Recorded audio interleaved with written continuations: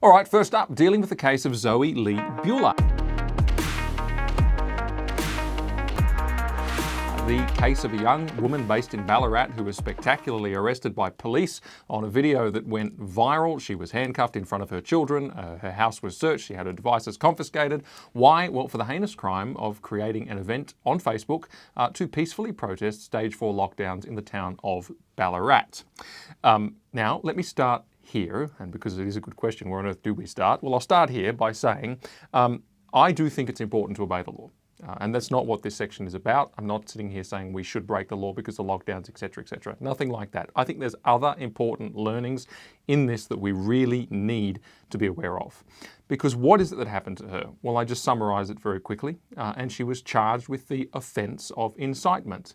Incitement to what? Well, to protest. Well, protesting is usually a right, and a pretty important one, and it's part of actually an implied freedom of political communication that's in the Australian Constitution. Protesting runs right in the centre of that sort of thing, so it's pretty important historically in this country. It's not an offence usually to protest, and so the crime being committed here is low level. Low level. Let me read to you the advertisement, the event that she created on Facebook. This is the text. Freedom Day, Ballarat. Peaceful protest. All social distancing measures are to be followed so we don't get arrested, please. Please wear a mask unless you have a medical reason not to. September 5th is Freedom Day. As some of you may have seen, the government has gone to extreme measures and are using scare tactics through the media to prevent the Melbourne protest. Here in Ballarat, we can be a voice for those in stage 4 lockdowns. We can be seen and heard and hopefully make a difference. End lockdowns, stand for human rights. We live in a free country. Meet at the bottom of Sturt Street at 11 a.m. Now, here are the reasons in no particular order why what happened to Zoe is a massive problem. Firstly, for police to put a person in handcuffs and actually arrest them and execute a search warrant is, well, usually reserved for pretty serious things. And handcuffing and whatnot is usually reserved for people who are a risk, a threat. Well, it's pretty unusual in relation to a compliant, pregnant woman. It's especially unusual in response to what is effectively a benign, low-level and insignificant criminal offence. It's incitement. It's not actually the commission of a completed offence, and also it is incitement to, as I said, protest, which frankly is usually a right. And there is a Victorian Charter of Human Rights and Responsibilities which says that. Now, that's the first thing. It was unbelievably over the top. Shock and awe, intimidation. Secondly, and this goes to Premier Daniel Andrews, he was questioned the following day about this, and he pretended, well, maybe he didn't pretend, let me get to the point. He said that he hadn't seen the video, and that to me defies credulity. He has a team of media advisors. He has somebody who speaks to him, is on call 24/7, who is fully tasked with keeping him abreast of this exact thing. This thing had gone viral. It had gone global overnight. He had had his usual morning briefings. The notion that he wasn't aware of this and hadn't had the opportunity to view this, which is what he said he hadn't done, he hadn't seen it, the notion he hadn't had the opportunity to do that defies credulity. It really does. And so either he's not telling the truth when he said that, or he specifically told his staff not to show it to him so that he could say that, so that he could avoid taking questions on the matter. And that's exactly what happened. He palmed it off and the journalist didn't really hold him to account. That's Daniel Andrews. How did the Assistant Police Commissioner respond, Luke Cornelius? Well, a few things. First of all, he made this crazy claim. He said, while this deadly virus doesn't discriminate, we won't discriminate, and we can't discriminate at holding people to account. Well, okay, this is exactly the problem. Compare the two stories of the Black Lives Matter protests, compare what is now a much smaller, regional event organised by one woman on Facebook. Totally different treatment. Police officers were not only at the Black Lives Matter protest, but some of them took a knee at the Black Lives Matter protest, and that contrasts to what they did to her, which is that before the event even happened, because this Facebook page had been created, it was prevented from happening in a stunningly intimidatory way. Oh, no discrimination, no difference. Unfortunately, there is, and that matters because of what I'm going to say a little bit later on. But also the Assistant Police Commissioner distinguished her event from Black Lives Matter on a couple of grounds. First of all, he said that her Freedom Day was different because Black Lives Matter was during stage 3 lockdowns, whereas Zoe's was in stage 4. Now that is untrue. Zoe's event was also proposed in a stage 3 lockdown area in Ballarat. not in Melbourne, which is under those harsh stage 4 lockdowns. He also distinguished it from the Black Lives Matter event by saying that Black Lives Matter were encouraging social distancing and mask wearing and therefore were complying with the rules. Well, I just read from Zoe's event Facebook page. Quote, all social distancing measures are to be followed so we don't get arrested, please. Please wear a mask unless you have a medical reason not to. So the Assistant Police Commissioner has told some pretty serious porkies over this. None of those things are accurate. Okay, well, what about this? He also implied that she could be somebody with a history of negative police interactions and so on and so forth in his press conference to try and justify why handcuffs might be needed, even though she's pregnant in her pajamas in front of her kids and totally compliant. It seemed unlikely from the video that she was that kind of person if you watch it, but I was also struck by something she said in a little interview with the media outside her home the next day. She said this, quote, they asked her, why did you do it? And she said, sorry about my bimbo moment, but I didn't realise I wasn't allowed to. I wanted to protest in Melbourne, but obviously realised I wasn't allowed to do that. So I just wanted to feel like I was doing something, standing up for human rights. I'm just a passionate person and I'm sick of the lockdowns. I'm sick of hearing about suicide. I personally lost my job and I am sick of watching the economy collapse. It got to the point where I wanted to peacefully protest. Now, what she's saying there is backed up from her event description from days earlier. If I read it again, she wrote this. She said, here in Ballarat, we can be a voice for those in stage 4 lockdowns. It could well be that this is a case of mistake. Certainly it is a case of shock and awe and overzealous enforcement of the law. And the Australian Police, the Assistant Police Commissioner's assumptions when he made those comments about why she might be handcuffed were completely unfair. What about this in terms of whether she broke the law or whether she has any defences? Well, first of all, there is in the Australian Constitution that freedom of political communication, or it's implied into it by the courts. Why? Well, they say we're a democracy. Democracy depends on the fact that we can make political statements and we can communicate in a political fashion. And so there's a pretty solid freedom in there to say that no law, whether of the Commonwealth or a state or a regulation of a council or anything else, can actually encroach on somebody's ability to freely communicate about political matters on political terms in an unjust way. Now, a protest, really and truly in the history of democracy, is absolutely right at the dead centre of that sort of freedom. And so the police are actually obliged to apply the law in a way that does not infringe upon that constitutional doctrine, and it's well recognised. So she's got that on her side. Also, the Victorian Charter of Human Rights and Responsibilities applies to the police force. They're not to execute their duties in a way that infringes upon it.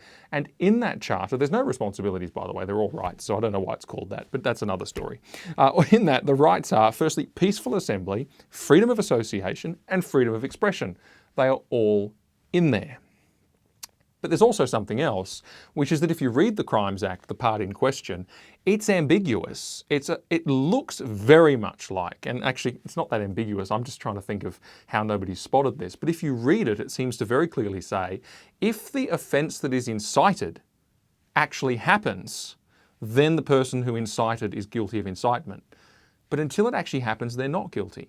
Now that's different to the common law definition of incitement, and there are some cases that people point to and say, yeah, but it doesn't actually have to have happened, but they all seem to handle the common law offence of incitement. They don't really engage with what actually it says in this section of the Victorian Crimes Act.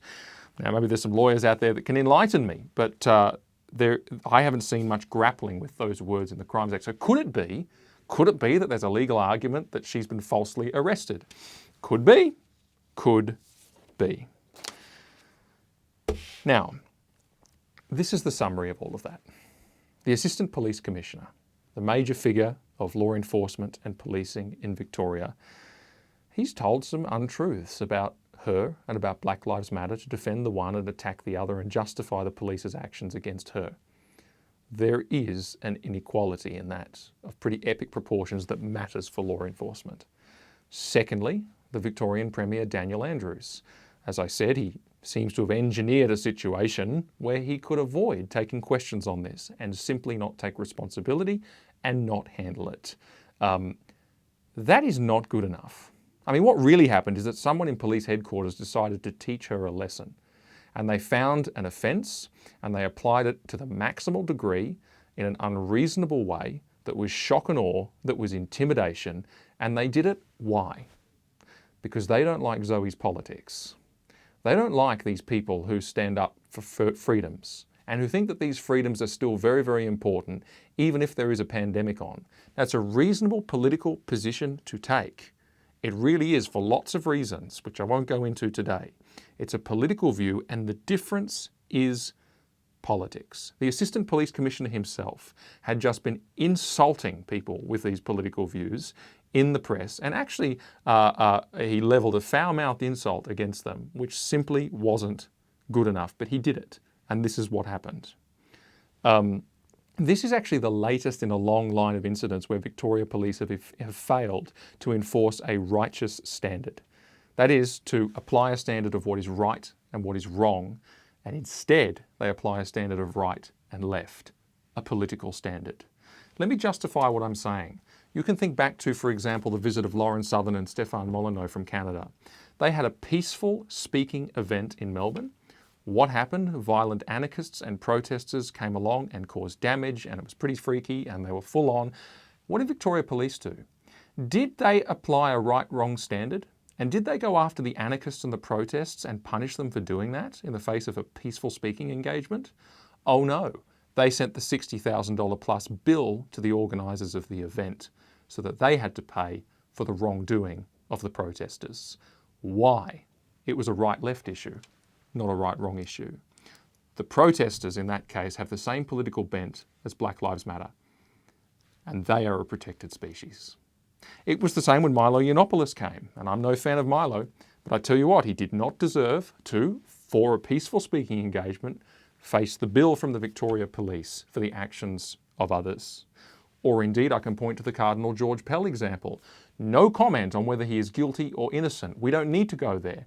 All we need to do is look at the case, look at what the High Court found out, do some analysis of it, and realise that that was a case that never, ever should have happened. It never should have got off the ground. It never should have gone to court because the evidence wasn't there. It never could have stood up. And the Victorian Police not only pursued it till Cardinal George Pell, was in one of the most high security prisons in the country, but they literally advertised for complainants in the newspaper when they couldn't find any.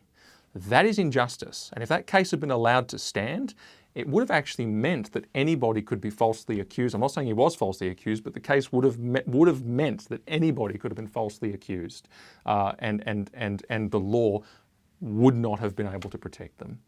It was an outrage. Why? Because Cardinal Pell is a Catholic.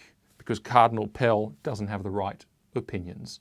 There's no other explanation.